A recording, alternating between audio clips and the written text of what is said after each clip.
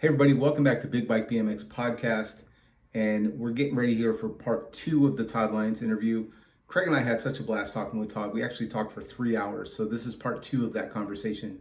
And in this interview, he talks about the P.O.W. house, what that was like a little bit.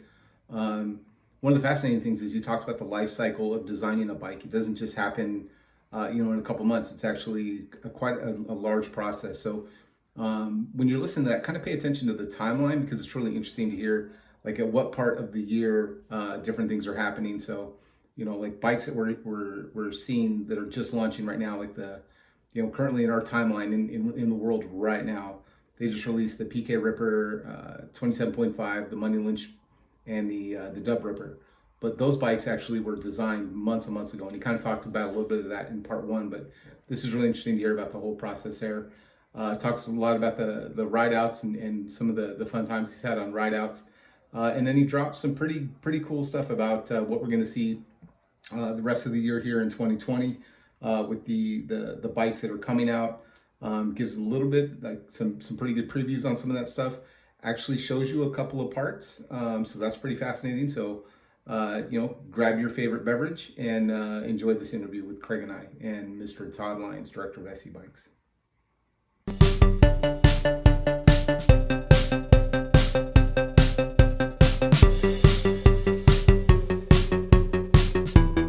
Speaking of interesting rides, Todd, I mean, it's pretty incredible. A 30-year plus career, right? Through the highs and lows of the industry and the sport.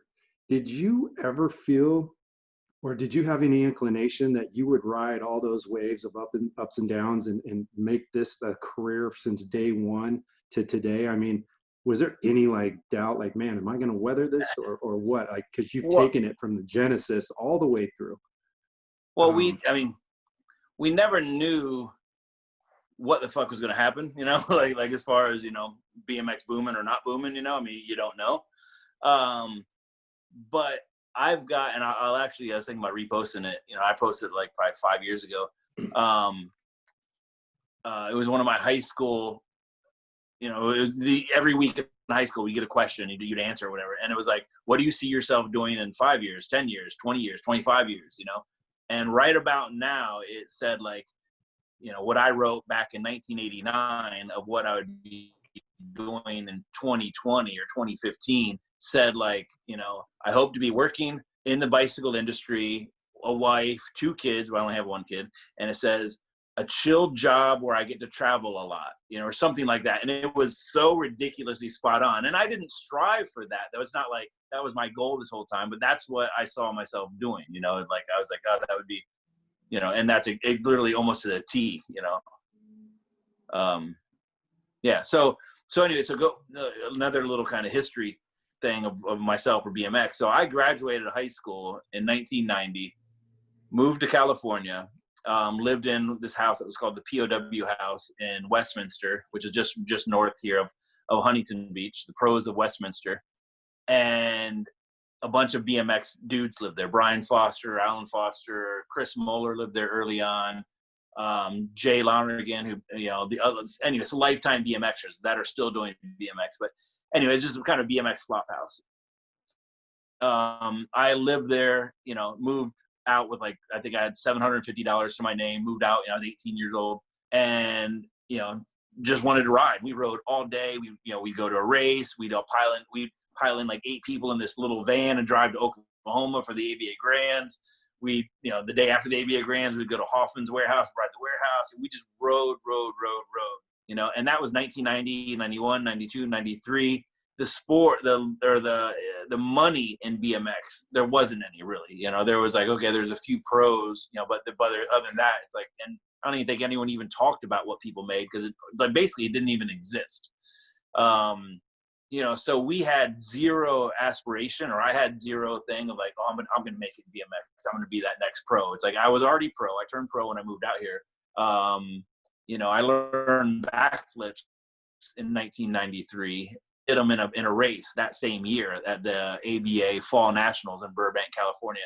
So that was and that's kind of one of my claim to fame is what I'm the first person to ever do a backflip in a BMX race. I wasn't the first one to do it on dirt. I was one of the first, but definitely not the first. Anyway, so we had no. I was going to school part-time at a junior college, Golden West Community College, and for quite a few years. But I was always chipping my way through school and just riding, you know. But there was no dream of, like I said, being a pro. There's no really dream at that stage of working in the industry.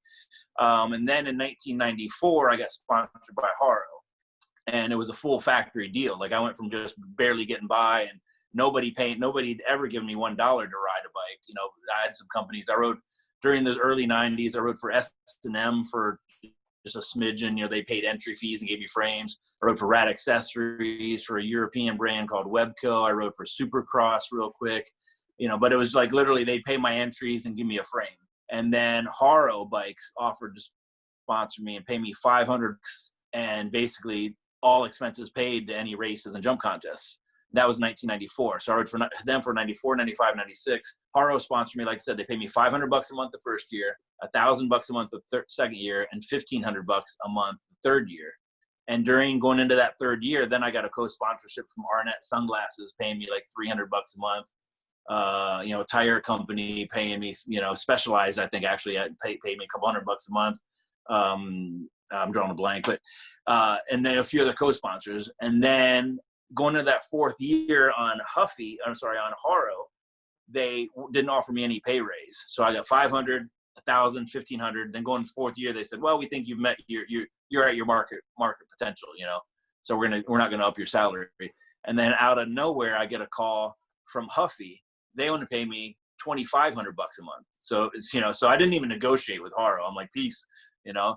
So $2,500, you know, that's $30,000 a year. And this is a, what do they call it when you're an independent contractor? You know, the taxes aren't taken out of it, you know. So anyway, so, you know, and then when Huffy sponsored me, and they ended up sponsoring me for 5 years, and you know, I made $2,500 the first year, and I think by the fifth year, I made like $3,000 a month. I never really got big pay raises, but I had Jinko paying me $1,700 a month. You know, Arnett Sunglasses ended up paying me $500 a month. Knucklebone helmets and plaids were paying me $500 a month. You know, anyway, so I was making, you know, decent money riding my bike all the way through to the late 90s.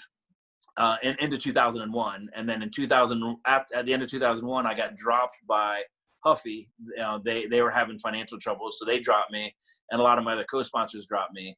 So in 2002, I went from making, you know, the year before in 2001, I made $96,000, and then in 2002, at the end of the year, I made $22,000. You know, so it was a huge reality check.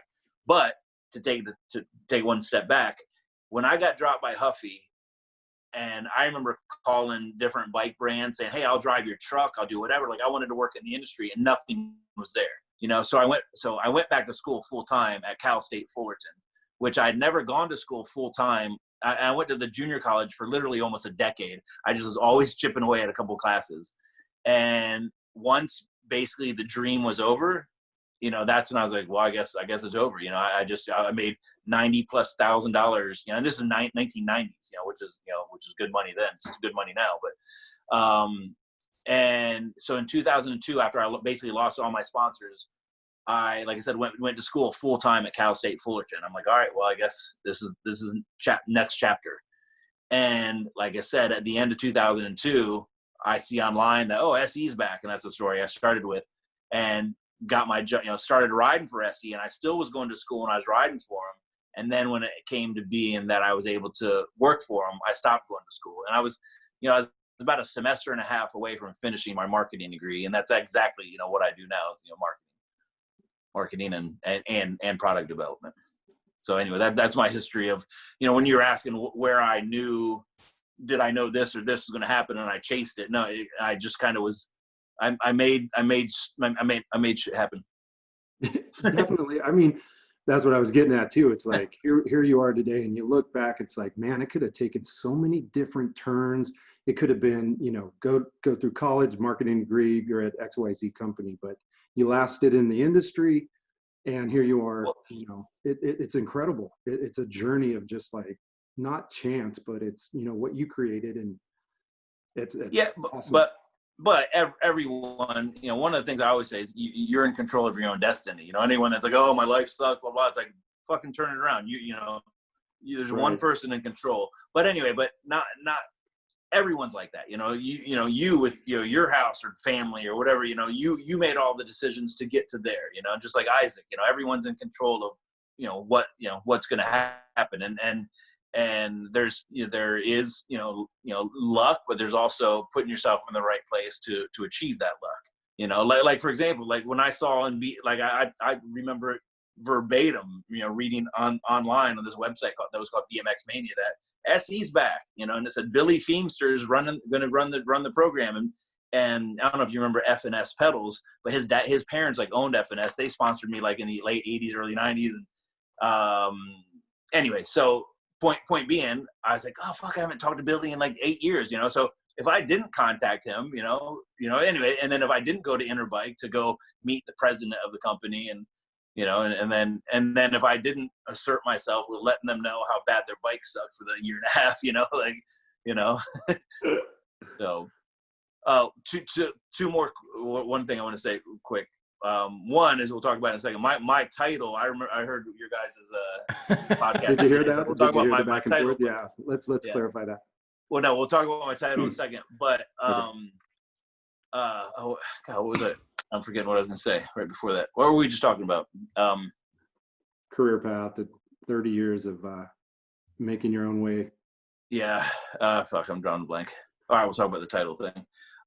So I got hired, as really two things: product manager and brand manager. And I think they wanted to call me the product manager because one of the first things I did was being in Taiwan speccing bikes, and I was like, but it was so new to me, and I really followed that guy at Fuji that did it the year before. I traveled to Taiwan with him multiple times, and he really showed me the ropes, with just what to do, not about how to spec a BMX bike, because he clearly didn't know how to spec a BMX bike, but showed me the ropes of just how to write the spec, how to talk with the vendors, how to negotiate pricing. It's like, anyway, you got to think there's like, I don't know, 52 different line items of a part on a bike.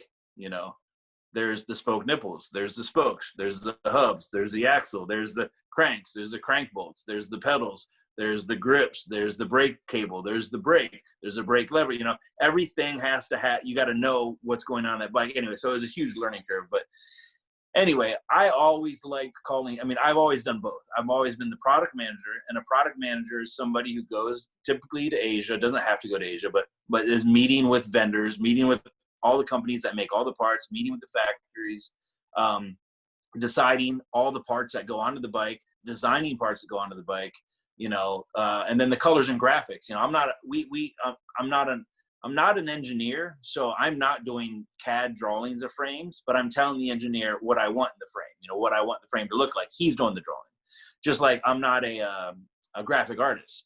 So, the bike behind you, the Arctic White Big Gripper, I didn't do all the artwork for that. I told our graphic artist what I wanted. And then he also will have his own, own designs. And then I kind of narrow it down, and we work cohesively.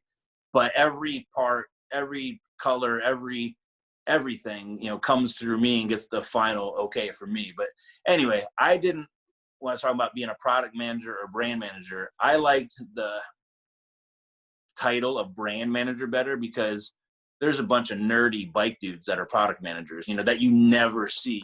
They're working in a cubicle. They go over to Asia, it's like they're so behind the scenes, and it's like, I don't want to be a product manager. It just sounds, so I always like call myself brand manager, which I was also, because I write, our catalog, our last catalog we did was like 112 pages. I write every single word of that. We don't have somebody else doing it. I write every single word, every single one of those action photos. I either was there during the photo shoot, in the photo, or orchestrate or picking the photo to go in that spot.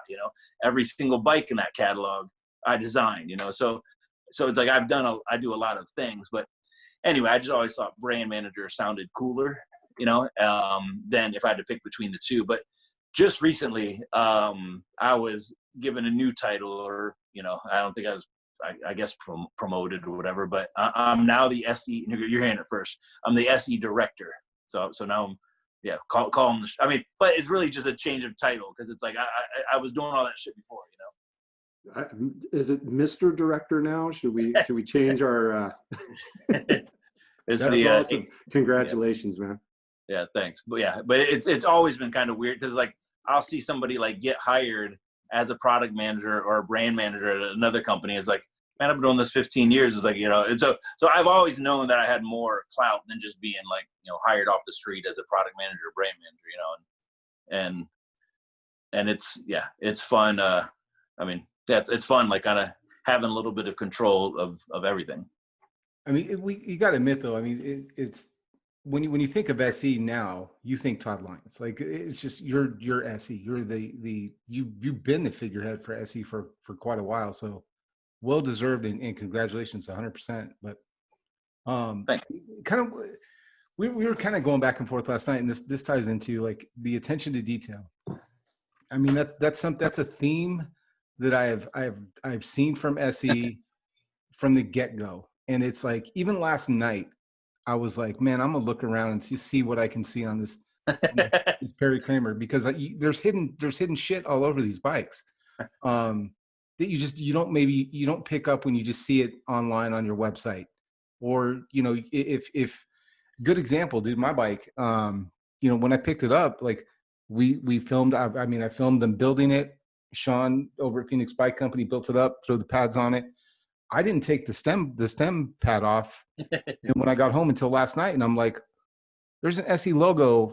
Craig, I'm gonna give you a little bit of advice here, Craig.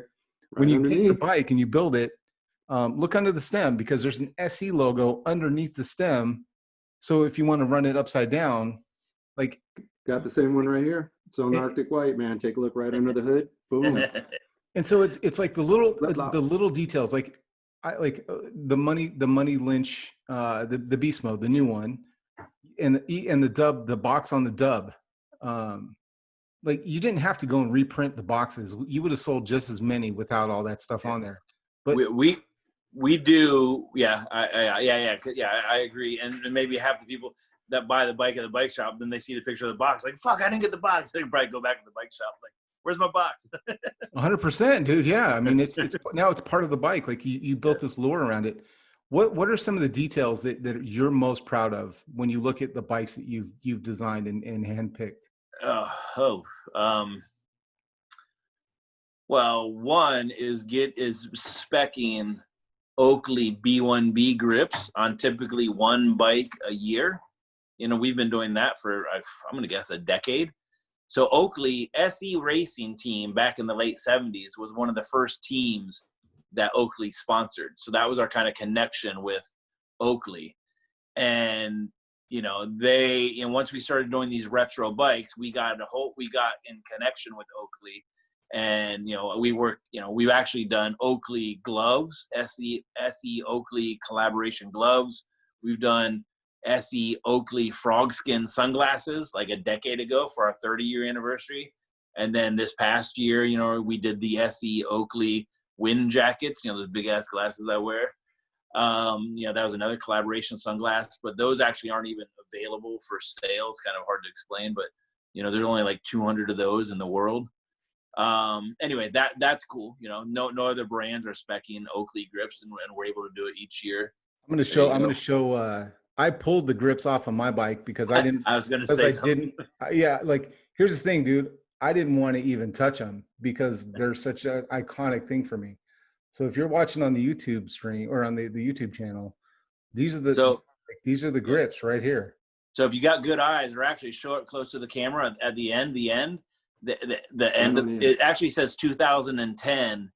That was the first year they brought them out. I think it says 2010 I can't see it. I don't got glasses on. Craig, can you see it? Oakley B1B. Yeah, but on the inside is really slightly but stamped 2010.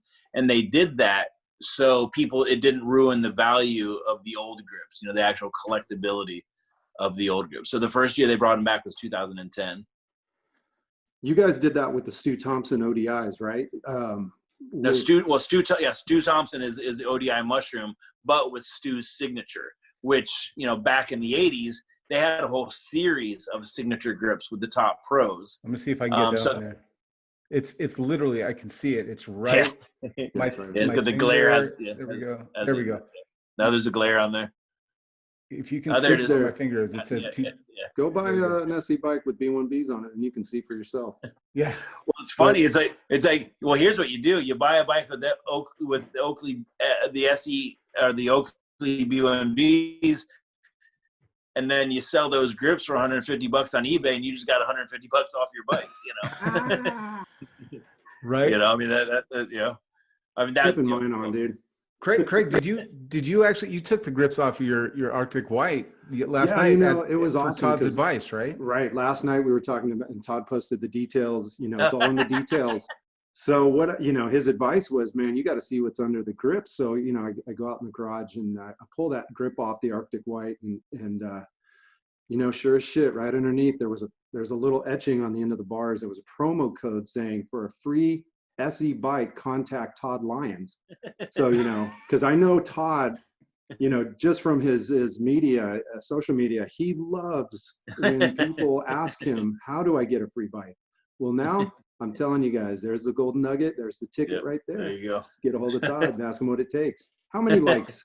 How many likes? Oh, Dude, God, how many real, of this? For real, dude, how many times a day do you get asked, can I have a free bike? That's got to be the most annoying thing ever. Yeah. Well, the how many likes for a free bike, or that kind of went away. I don't know, that's some weird like internet trend or whatever, but that went away. But yeah, it's whether it's just a random kid, hey, can I get a free bike, or one of my high school friends, or somebody my friends that I really haven't talked to in a decade. Hey, buddy, what? The best is on Facebook or actually Instagram too. But when you can read the first like sentence and a half.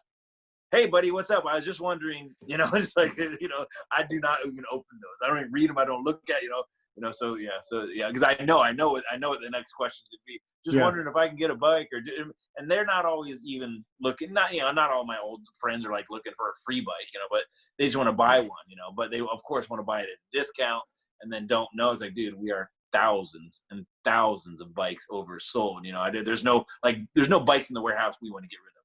You know? You know? Right. You know, so that's so funny. Yeah, you did a backflip over me in 1992. It's you know, can you give me a bike?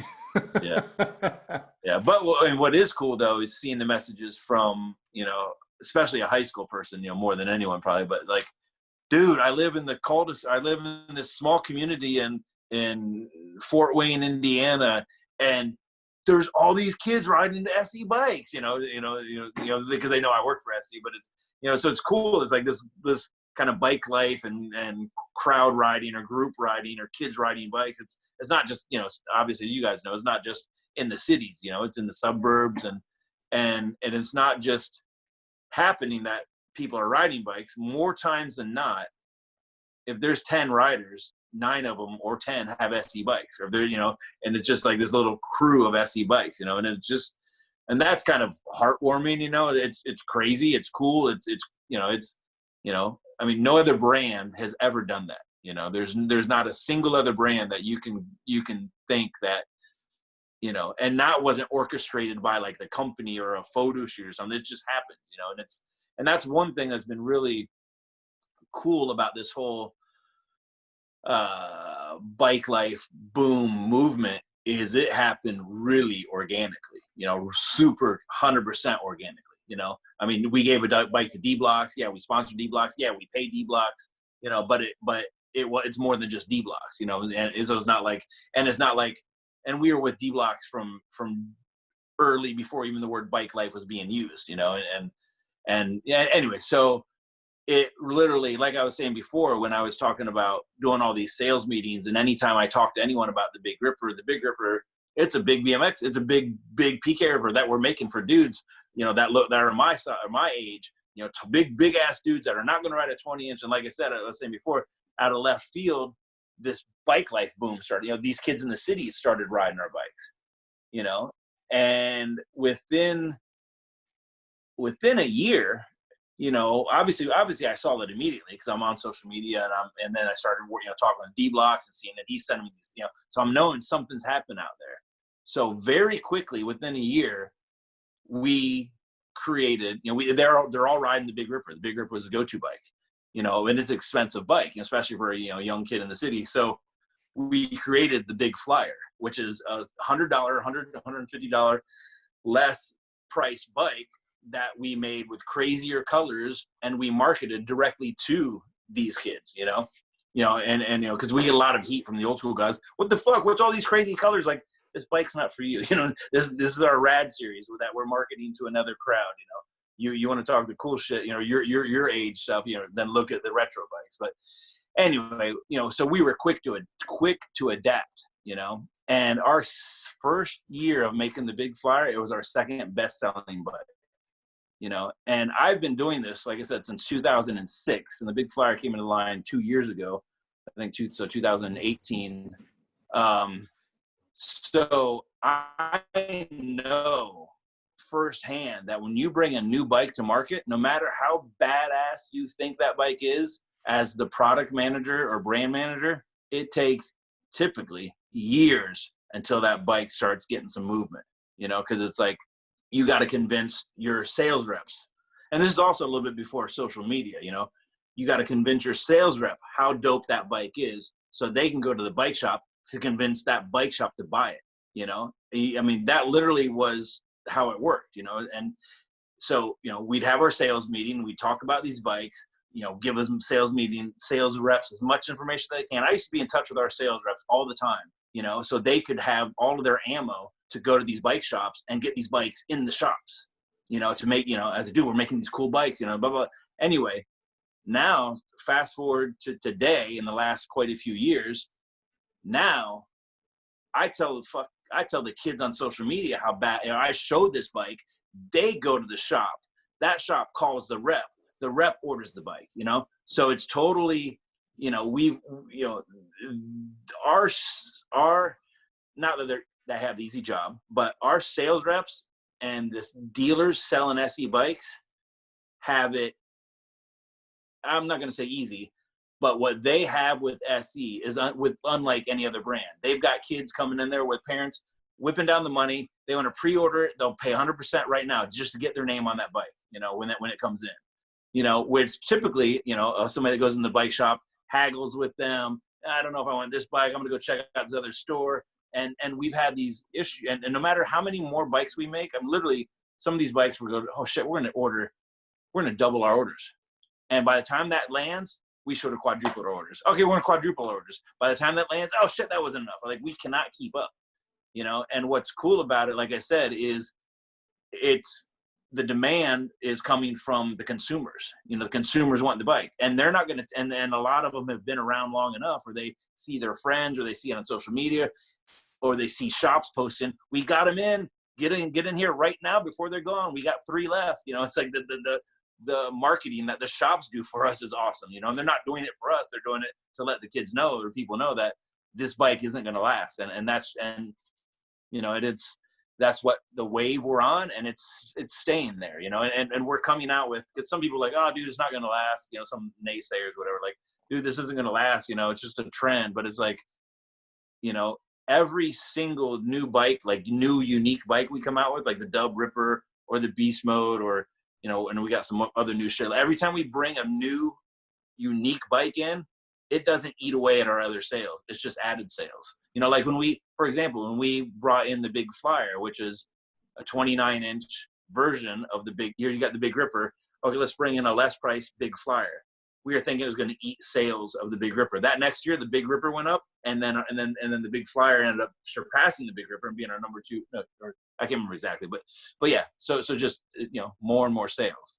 Bro, you had people camp. You had to have seen it. There was, like, when was the last time you saw someone camped out at a bike shop at 6 a.m. like it's Black Friday for a bike, dude? Like, that is unheard of. I couldn't believe it. I was like, that's nuts. And it like, you're talking about, like, I'm gonna flex for a minute, dude, but Perry Kramer's like the sales rep at my bike shop where I go to. Yeah. And so, like, I was like, I call up Sean at Phoenix Bike Company. I'm like, bro, you got to get me one of these bikes. And he's like, he flexes on me. He's like, I already wrote it.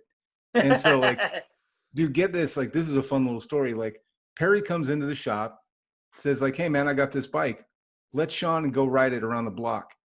And Sean's like, oh, I'm the only one here. And he goes, I'll watch the shop.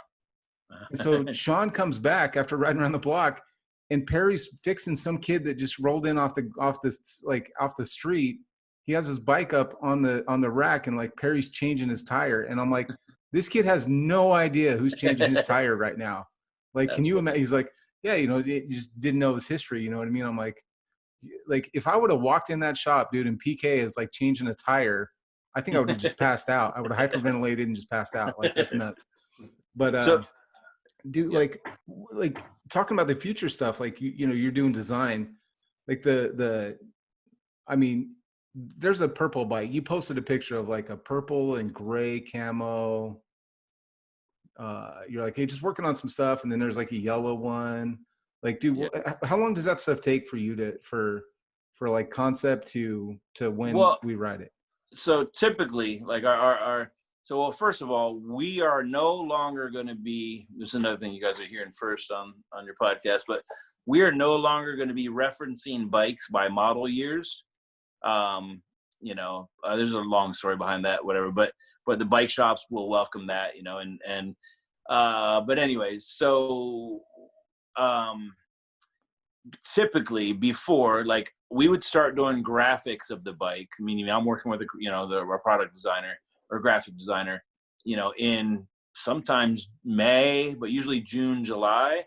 I want to get those graphics over to our factory by August 1st or whatever. So then I go to our factory in September, and when I'm there in September, I'm seeing all the decal sheets, every single one for every bike, and it's just on one big ass sheet. And also I'm seeing the color tubes. So meaning when I said I did the graphics with a graphic designer, it's the graphic image of the bike, the color code of the frame, the color code of all the parts, the color code of the decals. So when I go there in September, I see, like I said, the decal sheets of every bike, and also color tubes of every frame and fork color. So then I can match it. Here's the sticker, and I got to cut out each one, because they're not die cut and all that yet. And sometimes you realize, ooh, that purple on black, that doesn't really pop at all. We're gonna have to go to 2 shades lighter. Then I get the PMS book, and I'm looking to change the color. So that's one of the main purposes of that trip. Also, I finalized during that trip, and I'm working obviously before that trip, but this is like a 2-week trip at our factory over in China in September. Sometimes it's September or October. I'm also trying to finalize the spec, meaning all the parts, and also I'm also seeing sample frames on that trip, because I was working on frame drawings also in the summer. So anyway, point being that during that September trip, I'm confirming, making last minute making changes to colors and graphics, and also the color tubes if needed, confirming all the parts on the bike, and also I'm seeing the sample frames. Then when I leave there, they've got about another 2 weeks or so until they need to submit all the sample order for the complete bike. So then they, all the vendors, there's so many different, companies that make parts. It's not like, it's anyway. V Rubber makes the tires, Intech makes the handlebars. ODI makes I don't know if you know this, but ODI makes the Oakley grips. Those are actually made in America. Lead Tech makes the stem. Our factory in Asia, they actually make the frames, all the aluminum frames, and if there's aluminum forks, and some chromoly and steel frames are made there, but all the other parts are outsourced. The tires are made in Thailand, and the Castramac seat is made in Japan. Which is just completely normal. You're not going to find any bike brand that manufactures every freaking part. Anyway, point being that when I go back to the factory in the end of January, early February, that's typically the photo shoot. So then every bike I get there, and that's the most exciting trip of them all, because I get there and every bike that I started working on 6 months prior is there, and I'm seeing it, and I have to approve everything and look at everything. And anyway, so that's the photo shoot. We do the catalog photo shoot, the front angle photo, side angle photo, rear angle, but before we do the photo shoot's always the last 2 days. And that trip is also almost a week and a half or 2 weeks, because once you see the bike, you go, oh man, that yellow seat that yellow didn't come out the way I wanted. And you match the color. Oh, that's the correct color code, but it just doesn't look good, on that bike. So then you're like, oh, let's change it to black, or let's, you make a lot of quick changes.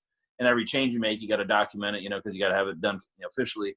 Anyway, so then you're seeing the bikes there, doing approving the bikes for the photo shoot, and also at that same time we're placing our first order, to the factory. So that order is placed in January. So then it's February, March, April, May. It's getting produced. Usually that first order is 120-day lead time. It's getting produced in May, and it's landing in June. And do you remember when I said we started?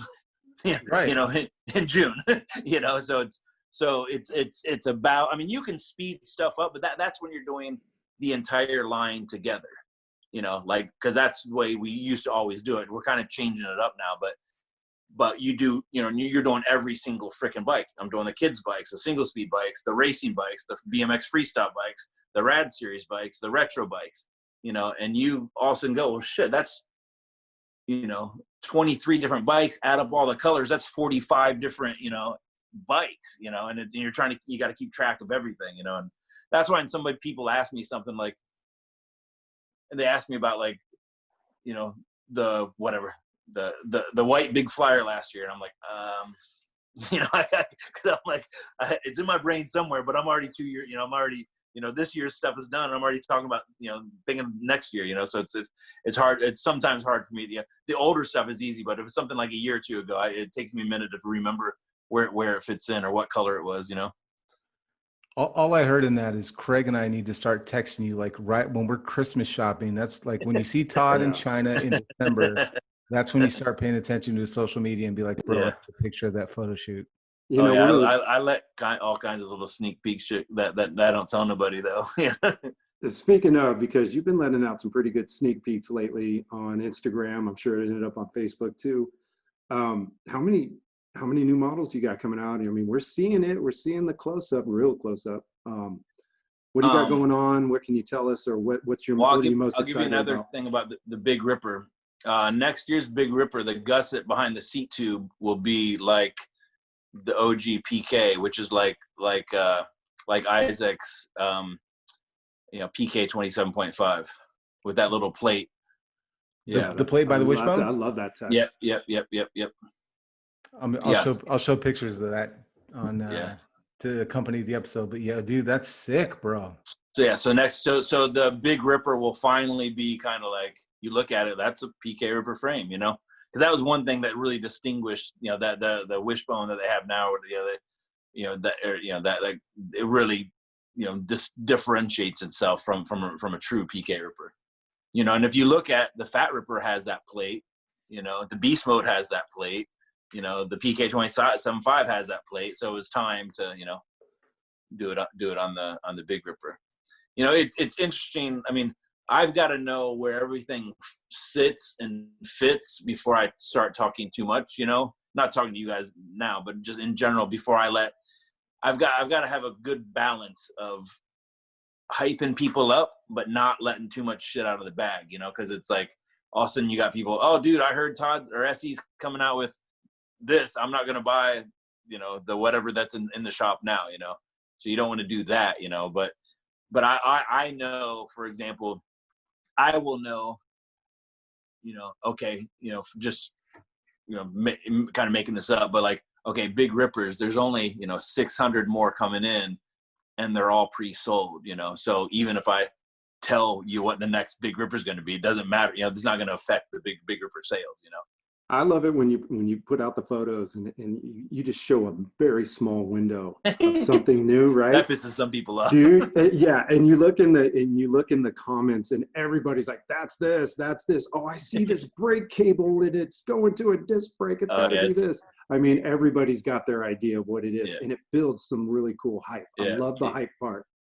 Yeah, it's that's fun, and what I get excited about is when somebody goes, "Dude, you guys should come out with," and they just spit something off, and it's like, and I'm like, dude, we're 6 months in with that. I've already seen samples, like I just love that, and sometimes like, oh, you never know, but I know, and it could be a random dude I'll never meet, whatever, but I know that 3 months from now, or 6 months from now, or sometimes 9 months from now, that dude's gonna be like, I fucking told him, and then sometimes they take, I do get that, like, some people will message me like I told you should have done this bike. Thanks for listening. Yeah, it's their idea. I'm Yeah. glad I told Todd. I'm glad I told Todd about this. He finally listened to me and made something. Yeah. Yeah. I'm the dude that's always like, it's a Henderson hauler. Isaac's the guy that's always camped out. He was talking about earlier. He's got that shop like pit, in a tent and a That's sleeping funny. bag. That's awesome. Yeah. Yeah. So we've got, so before I used to love just, yeah, fuck, we're going to do this. We're going to do that. We're going to do this. We're going to do that, but nowadays there's a lot of other brands listening, Oh yeah. Dude, yeah, got SE's got the target, you know what I mean? And it's one of those things, like, you got the target on your back, everyone's chasing you. I mean, there wasn't, and there's two ways to look at this. Yeah. So there wasn't any other brand. Like I said, we were like at least 7 years in a row making a 29-inch Big Ripper that not a single other brand, besides maybe Framed or somebody, but they're not even on the radar, somebody, anyway, so somebody's going to go, no, well, this brand made it, whatever, but at least for the first 5 years. And, and it wasn't just a Big Ripper, also the 26-inch. Nobody's really making 26. And then we make, anyway, and obviously we make a 27.5 plus, one or two other brands I think is doing that now, but we make, the Fat Ripper, no other brand's making a fat BMX bike. But anyway, but it was kind of, that we just do whatever we want and say whatever we want and do, because no other brands were even in the market, and that also meant that literally every single person on a big BMX bike was on an SE bike, and some people recently be like, oh man, what's up? So-and-so went to Throne, or so-and-so went to this, or so-and-so went to that. It's like, dude, it was cool when 100% of people rode the bikes, but that can't last forever. You know what I'm saying? Like there's other brands out there, and for every one person getting a different brand bike, there's, more people riding that scene. It's like, so we can't, and same thing with like sponsoring people. Like we can't sponsor everyone. That's just the way it is, It's like if somebody goes and rides for another company, that's, it is what it is, I mean, for me, I think like, I enjoy seeing these other bikes. I enjoy for me, I don't mind, like, I like seeing let's say GT, for example. Like, I like going in the bike shop, seeing GT. Problem was, like, I don't have any affinity for GT. You know what I mean? And like, it's just one of those things, like, there's a cult following with SE, and it's more than just the bikes. Like, there is a lifestyle around how do you put that into words? But it's like, it's that, like, Damon Dayton, it's a family thing. Like, and you would, like, you feel like you're cheating on your roots or something, if you go with, like, man, I don't want to dog another brand. I really don't. And I know you don't either. I mean, it's got to feel pretty good to like, it's got to feel pretty good to, like, smoke your old sponsors. You know what I mean? When you're like, look back at Haro and be like, you're catching up to me, Yeah. But the other aspect of these other brands, we are stepping our game up, this next year, some of the stuff, that we didn't do, now we're doing, because the other brands are doing it, so competition, always is going to make everyone better, Right. So we welcome competition, so that, and it's like, I couldn't believe it went that many years that nobody even touched this market, it was just like, we were the only brand, year after year after year. So about 3 years ago, I got invited to the Bicycle Leadership Conference, which is like this major, is right before Sea Otter in Monterey, but it's basically all the big wigs of all brands, Specialized, Trek, Cannondale, Mike Sinyard, like the head honcho dude.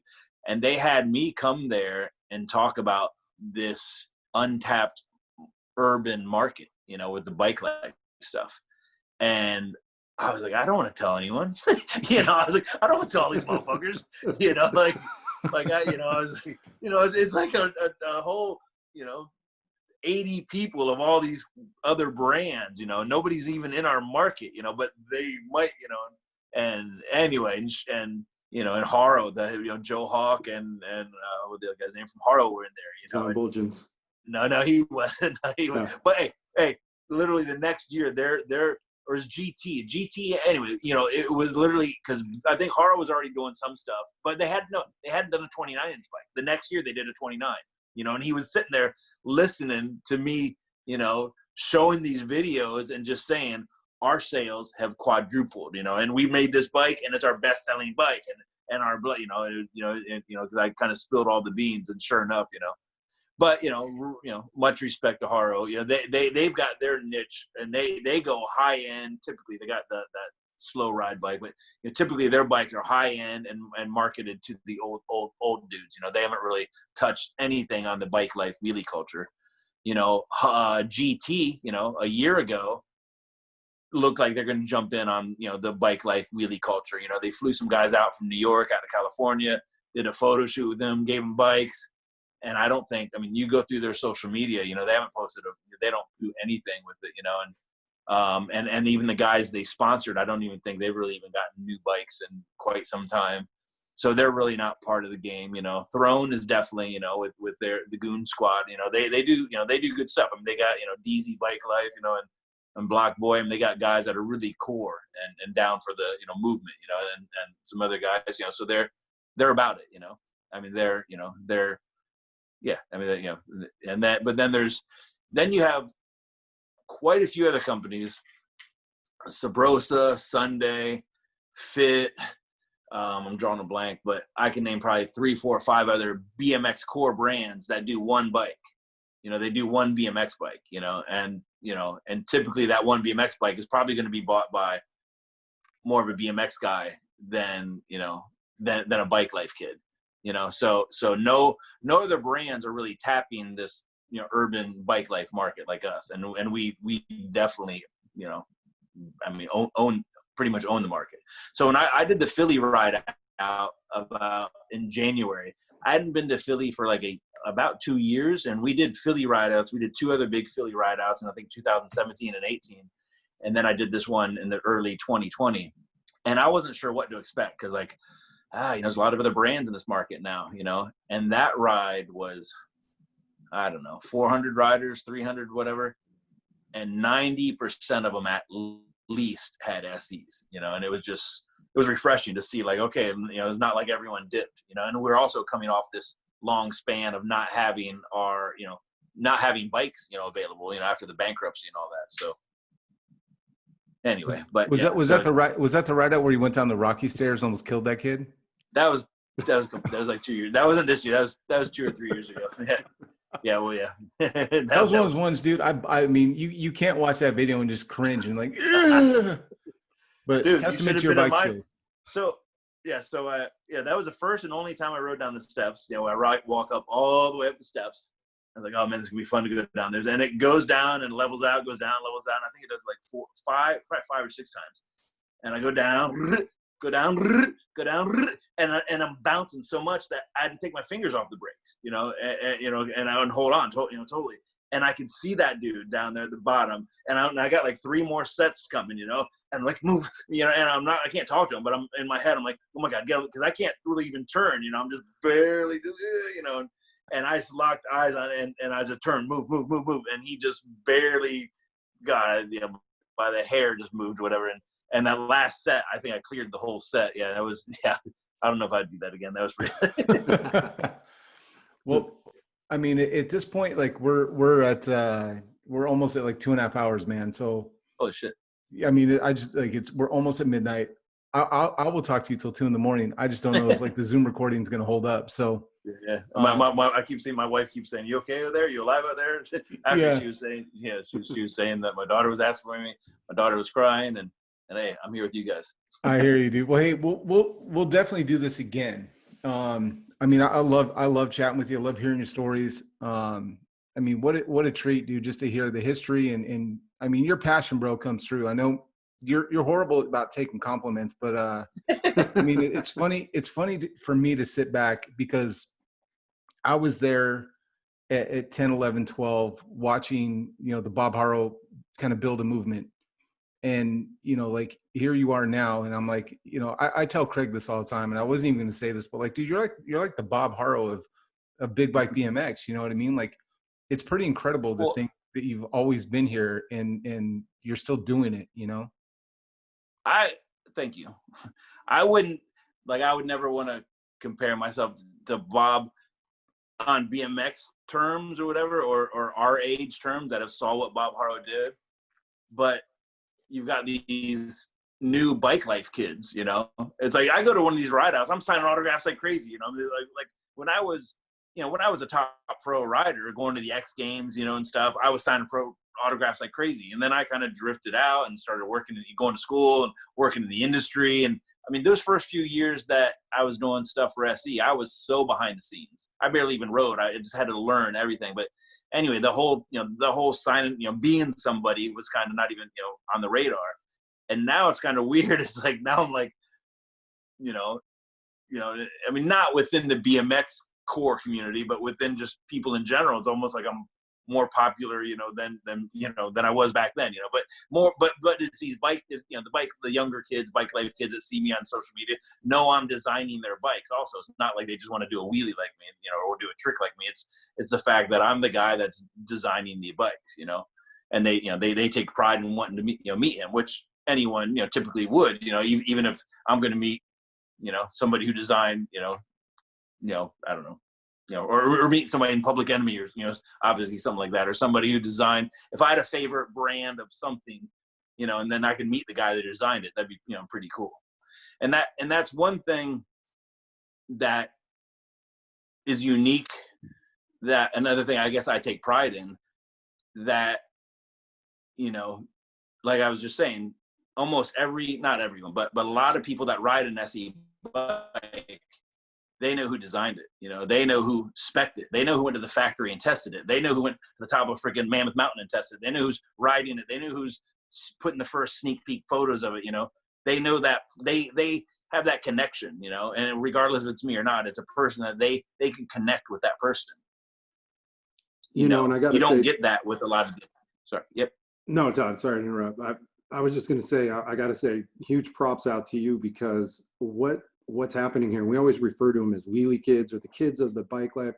It's huge props, man, because it's the culture. It's like you've provided a platform for not only kids, but guys like Isaac and I and everything in between to get out there and have a culture where we get together all as one, right? I mean, it's part of your branding, we ride as one. And it's so awesome, because now we're with the young kids, the kids just getting into it. We've got guys out there on ride outs. I'm out every week doing a ride out. There's guys who are in their 30s, 40s, 50s. We got a guy I ride with who's 60 plus years old. It's the platform you've provided. And that's Rude Dog, right? That's Rube, Uncle Ruben. Yeah, that's Rube Dog.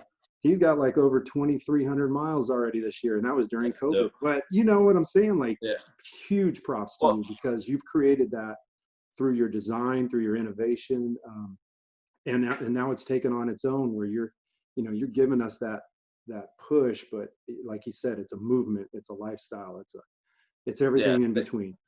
Thanks. Yeah, and two things with that. One is, we embrace the bike life movement, obviously, and I've even told our dealers at some of our sales meetings, embrace this movement. Don't shun them out of your store, and there's been stores that have told me, like in Philly, Bustleton, I think is one of them, that has said, like, we just had our best year ever. We sold more, not just selling SEs, but more, they've been around for like 40 something years, or we haven't had people demanding bikes like this since the mountain bike boom in the 80s, so it's like, we're creating this, anyway, but what I'm saying is we feature these riders, I'm saying we post somebody, and that kid's able to say, potentially 250,000 people just saw my picture or video, and we post them a lot, and some old people who are not, old school people diss us, oh, too much of that bike life stuff. It's like, but we know the stats of every single one of our posts. And I know I know the likes, the count, the engagement, the likes, everything about every post we do, so whether it's a old school post or a racing post, or, a lot of the racers like, oh, you need to do more racing. It's like, we do some, and we'll always be a racing company, but it's like that market is so minuscule compared to the other, you know, the other markets out there. Man, I'm a grown ass man, and I was on your page doing I think it was the tail whip or the lawnmower, the endo just recently, you know, and I'm over here showing my wife, like, babe, look at this, check this out. You know what I mean? Like, I'm on the SE page. Yeah. It's crazy. So, we embrace the movement. We're the first ones, and I think we're still, you know, one of the only, brands. You know, there's a few other now, of course, but that really embraced this and that was why when I said that they brought me to that bicycle leadership conference, that was why they brought me there, to talk about, hey, there's a whole nother demographic out there, untapped potential. And I don't always, obviously you can tell, I'm not always thinking about sales. Oh, we want to make these more sales. Like that's just the after effect or whatever, but just knowing that one of the ways I've explained it plenty of times is okay, you got the BMX pie, the pie, it's this big, there's a lot of brands and a lot of, if you talk about the riders in there, the BMX pie, there's a small percentage of racers, a huge percentage of street riders, small percentage of ramp riders, flatlanders. But here's the BMX pie. You can kind of put your hands around the pie, and it's like, yeah, we'd like to grow that pie or get a bigger slice, but you know what?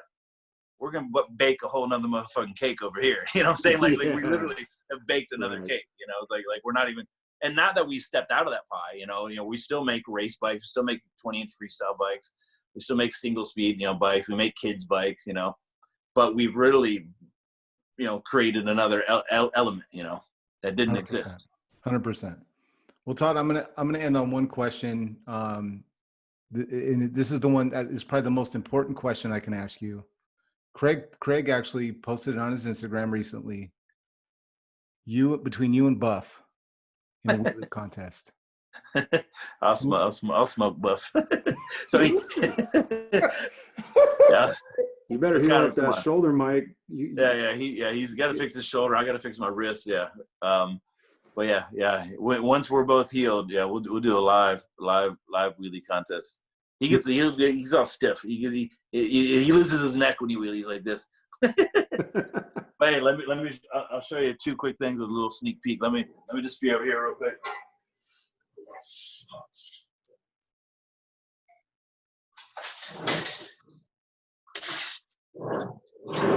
Actually, I grabbed this on accident, but these are color chips that when we do the anodized parts on the bikes, those are all the different color chips. But I picked those up on accident. But you might see these purple. Actually, so here's some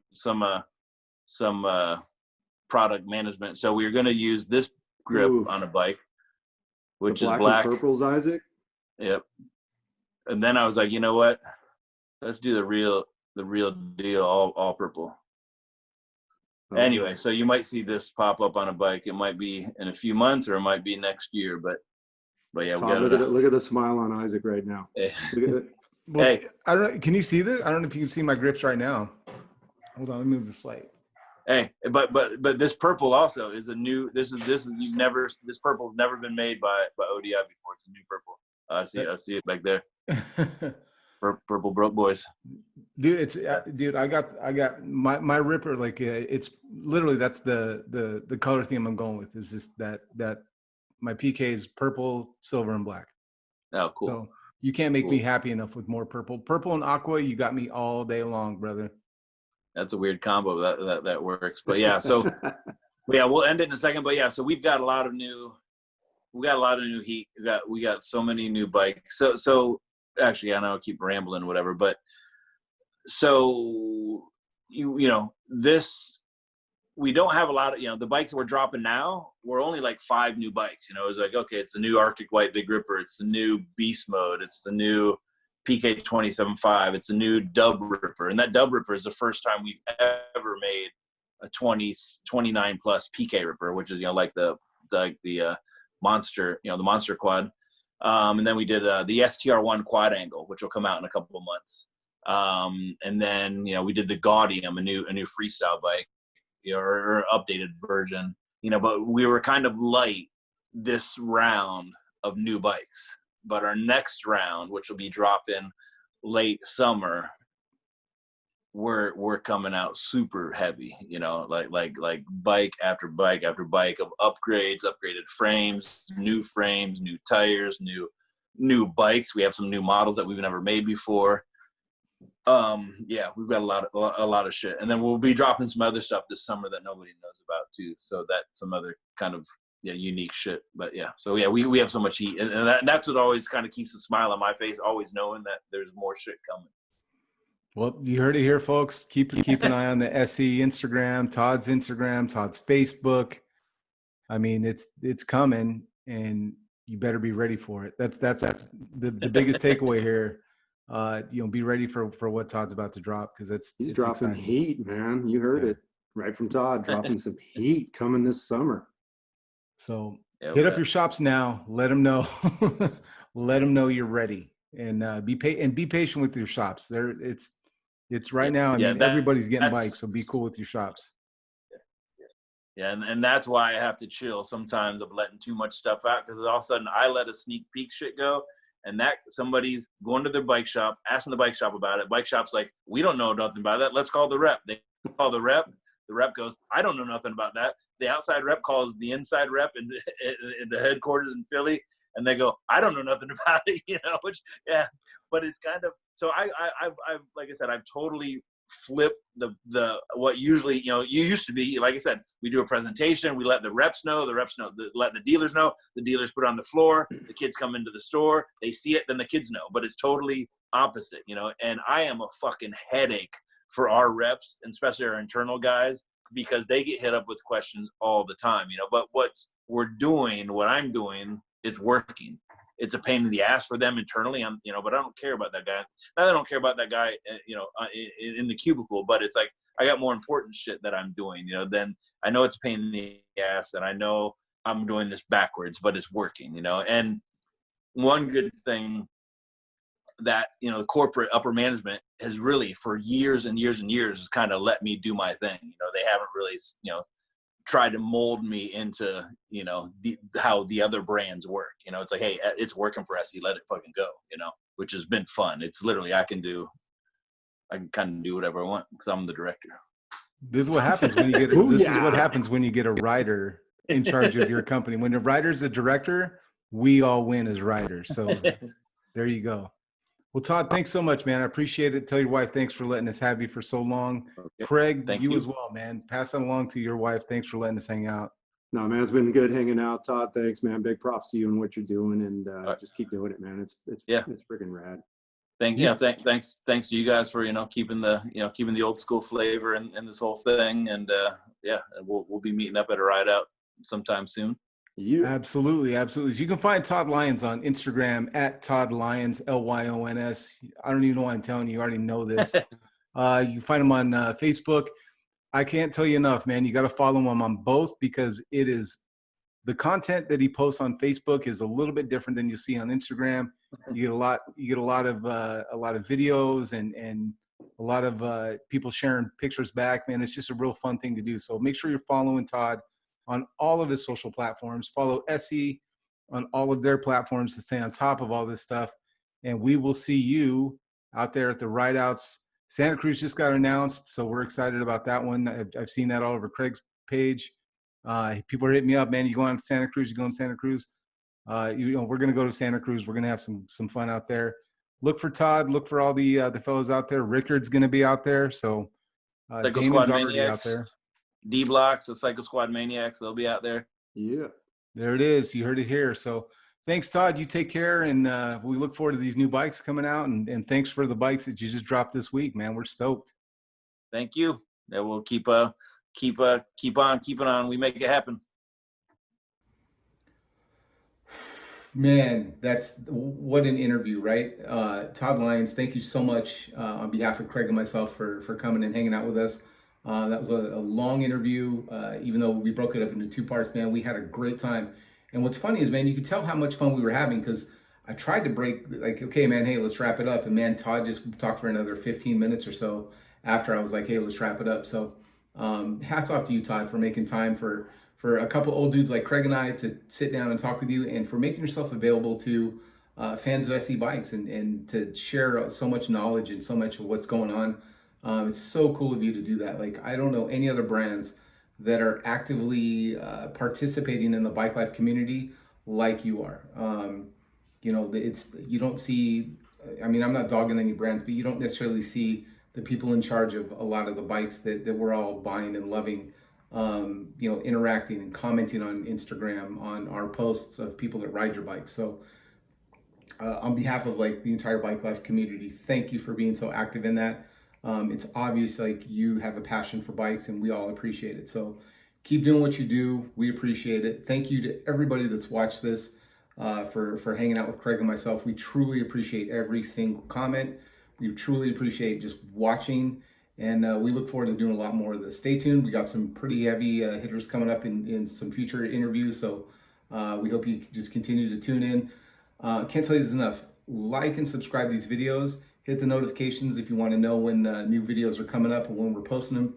And we just appreciate being part of this, bike life movement and the big bikes, and just having someone to talk to, man, about the old days, the new days, and everything in between. So thanks again from all of us here at Big Bike BMX. We appreciate every single one of you. Have fun. Go ride your bike. Hope this was inspiring, and we'll talk soon.